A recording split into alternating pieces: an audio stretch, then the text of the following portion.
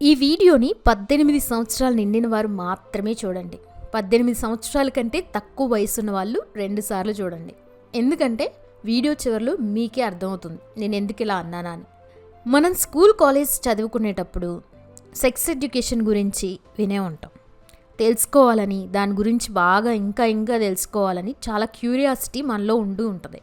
కానీ మన దరిద్రం ఏంటంటే వీటి గురించి మన పేరెంట్స్ కానీ టీచర్లు కానీ ఎవ్వరూ చెప్పరు, చెప్పేవాళ్ళు కూడా కాదు. అంతెందుకు, మనకి 10th క్లాస్లోనే రీప్రొడక్షన్ గురించి ఒక టాపిక్ ఉంది. ఆ టాపిక్ గురించి మాట్లాడాలంటేనే మన టీచర్ కూడా సిగ్గుతో చచ్చిపోయేవాళ్ళు. అసలు కొన్ని స్కూల్స్లో అయితే ఆ టాపిక్కే చెప్పకుండా స్కిప్ చేసేసేవాళ్ళు కదా. ఎందుకంటే పిల్లలకి ఇలాంటి టాపిక్స్ ఇప్పుడు ఎందుకు చెప్పాలి, వాళ్ళకి ఏం అవసరం అని టీచర్స్ కూడా అలానే బిహేవ్ చేసేవాళ్ళు. అలా తెలుసుకోవాల్సిన వయసు నుండే ఎవ్వరూ చెప్పకపోవడం వల్లే మనం తప్పకుండా తెలుసుకోవాల్సిన ఈ బేసిక్ విషయాలు ఎన్నో అపోహలు పెరిగి ఫ్యూచర్లో పెద్ద ప్రాబ్లమ్స్ని కూడా క్రియేట్ చేస్తున్నాయి. అందుకే సెక్స్ ఎడ్యుకేషన్ అనేది అందరికీ తప్పకుండా తెలియాల్సిన విషయం. ఈ వీడియోలో నేను మీతో షేర్ చేసుకోబోయే కంటెంట్ 18+, కానీ 18 బిలో ఉన్న వాళ్ళు కూడా తప్పకుండా తెలుసుకోవాలి. సో వీడియోని ఎక్కడా స్కిప్ చేయకుండా చూడండి ఎండ్ వరకు. మనలో చాలామందికి ఉండే ఒక పెద్ద అపోహ ఏంటంటే చెప్పనా, మన ప్రైవేట్ పార్ట్స్ దగ్గర ఉండే హెయిర్ అన్హైజీనిక్ అని. అంటే ఆ హెయిర్ అక్కడ ఉండడం మంచిది కాదు అని మనలో చాలామంది అనుకుంటూ ఉంటాం. అండ్ మోడ్రన్ సినిమాలు, మీడియా వల్ల కూడా చాలామందిని వీటిని క్లీన్ షేవ్ చేసుకోవాలి అనుకుంటూ ఉంటారు. మీరు అనుకుంటున్నారా? బట్ నిజం ఏంటంటే ఆ హెయిర్ మనకి చాలా అవసరం. దీన్ని ఫ్యూబిక్ హెయిర్ అంటారనమాట. ఇది మనల్ని ఎన్నో రకాల ఇన్ఫెక్షన్స్ నుండి కాపాడుతుంది. మన ముక్కులో ఉండే వెంట్రుకలు దుమ్ముని ఎలా ఆపుతాయో అలాగే ఇక్కడ ఉండే హెయిర్ హానికరమైన బ్యాక్టీరియాని అడ్డుకుంటుంది. అంతేకాదు, ఇంటర్ కోర్స్ సమయంలో వచ్చే ఫ్రిక్షన్ వల్ల ర్యాషెస్ రాకుండా ఈ హెయిర్ అనేది మనల్ని కాపాడుతుంది. కాబట్టి మీరు క్లీన్గా ఉండాలంటే డైలీ స్నానం చేయండి చాలు. అయినా కూడా ఆ హెయిర్ ఉండడం మాకు ఇష్టం లేదు అంటే ఆ ప్లేసెస్లో షేవింగ్ చేస్తే రేజర్స్ వల్ల కట్స్ అయ్యి ఇన్ఫెక్షన్ వచ్చే ఛాన్స్ ఉంటుంది. సో వాటిని ట్రిమ్ చేసుకోవడానికి బదులు సిజర్స్ని యూజ్ చేయండి, కొంచెం మంచిది. ఇక నెక్స్ట్ టాపిక్ చూసుకుంటే సైజ్. ఇది ముఖ్యంగా అబ్బాయిల్లో ఉండే ఇన్సెక్యూరిటీ. నా సైజ్ చిన్నగా ఉందా, నా పార్ట్నర్ని నేను సాటిస్ఫై చేయగలనా అని చాలామంది అబ్బాయిలు లోపలే భయపడుతూ ఉంటారు. కానీ రియాలిటీ ఏంటంటే చెప్పనా, సెక్స్లో అసలు సైజ్ అనేది మ్యాటరే కాదు. ఎందుకంటే బయోలాజికల్గా చూస్తే ఫీమేల్ ఆర్గాన్లు మొదటి 2 ఇంచెస్ మాత్రమే సెన్సిటివ్గా ఉంటుంది. దాన్ని దాటి సైజ్ ఎంత ఉన్నా ప్రెషర్లో పెద్ద తేడా ఉండదు. సెక్స్లో సైజ్ కంటే ఇద్దరి మధ్య ఉండే ఎమోషనల్ బాండింగే మెయిన్. సో సైజ్ చిన్నగా ఉందని మార్కెట్లో దొరికే క్రీమ్స్, జెల్స్, ట్యాబ్లెట్స్పై డబ్బులు అస్సలు వేస్ట్ చేసుకోకండి. చాలామంది తమ పార్ట్నర్స్తో ప్రైవేట్గా ఉన్నప్పుడు కాండమ్ ఎందుకులే, ఫుల్ అవుట్ చేద్దాం, ఏదైనా తేడా వస్తే ఐపిల్ వేసుకుందాం అనే ఆలోచనలో ఉంటారు. ఇది చాలా డేంజరస్. ఎందుకంటే ఆడవాళ్ళకి ఐపిల్ అనేది ఎమర్జెన్సీ కోసం మాత్రమే వాడతారు. దాన్ని ఎప్పుడు పడితే అప్పుడు యూజ్ చేయకూడదు. దీన్ని రెగ్యులర్గా వాడితే పీరియడ్స్కి ఇబ్బందులు వస్తాయి, హార్మోనల్ ఇన్బ్యాలెన్స్ కూడా జరుగుతుంది. అండ్ ఐపిల్ అనేది కేవలం ప్రెగ్నెన్సీని ఆపుతుంది, కానీ సెక్సువల్లీ ట్రాన్స్మిటెడ్ డిసీజెస్ అండ్ ముఖ్యంగా హెచ్ఐవి నుండి అస్సలు ఆపలేదు. ఇక ఫుల్ అవుట్ మెథడ్ అస్సలు సేఫ్ కాదు. ఇజాక్యులేషన్కి ముందే వచ్చే ఫ్లూయిడ్లో కూడా స్పర్మ్ ఉండొచ్చు. కాబట్టి సేఫ్ సెక్స్కి కాండమ్ వాడడం ఒక్కటే కరెక్ట్, అదే మంచి మార్గం, యూజ్ చేయండి. ఇంకా పబ్లిక్ టాయిలెట్స్ వాడితే కూడా చాలా infections and sexually transmitted diseases లాంటివి కూడా వస్తాయని కొంతమంది భయపడుతూ ఉంటారు. అయితే ఇది థియరిటికల్గా ఇది నిజమే అయినా కూడా ప్రాక్టికల్గా జరగడం చాలా అరుదు. ఎందుకంటే టాయిలెట్ సీట్స్పై బ్యాక్టీరియా ఎక్కువసేపు బ్రతకలేదు. ఎస్టీడీఎస్ అనేవి ఎక్కువగా స్కిన్ టు స్కిన్ కాంటాక్ట్ వల్లే వస్తాయి అన్నమాట.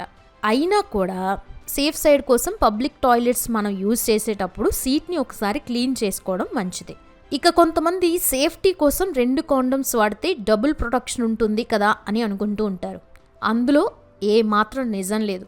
2 కాండమ్స్ వాడితే వాటి మధ్య వచ్చే ఫ్రిక్షన్ వల్ల 2 చిరిగిపోయే ప్రమాదం ఉంది. అప్పుడు మీరు దాన్ని వాడినా ఏం యూజ్ ఉండదు.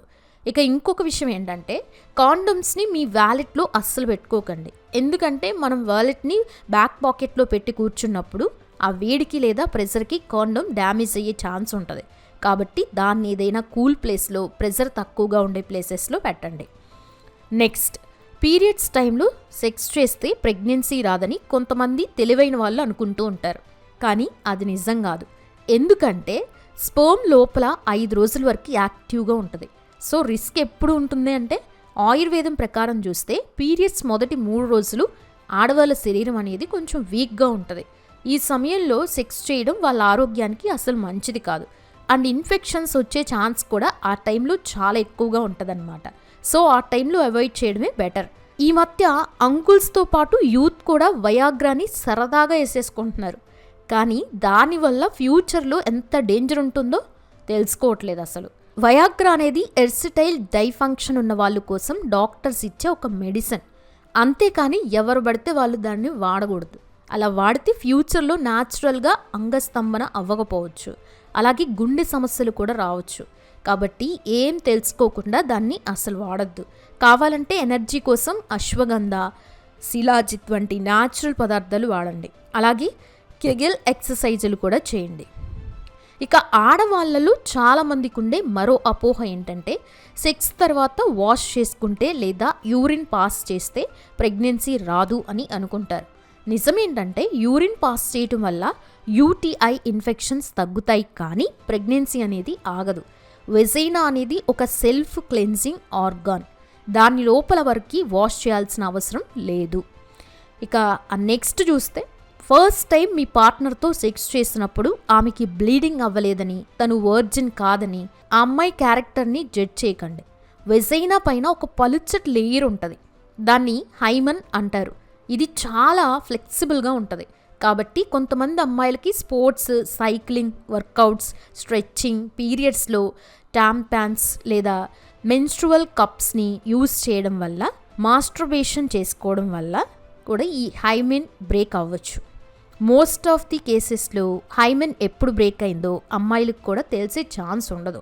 It's natural. కాబట్టి బ్లీడింగ్కి, వర్జినిటీకి అస్సలు సంబంధమే లేదు. అది కేవలం మీ అపోహ మాత్రమే. లాస్ట్ అండ్ ఫైనల్, మాస్టర్బేషన్ చేసుకోవడం వల్ల ఎలాంటి సైడ్ ఎఫెక్ట్స్ ఉండవు.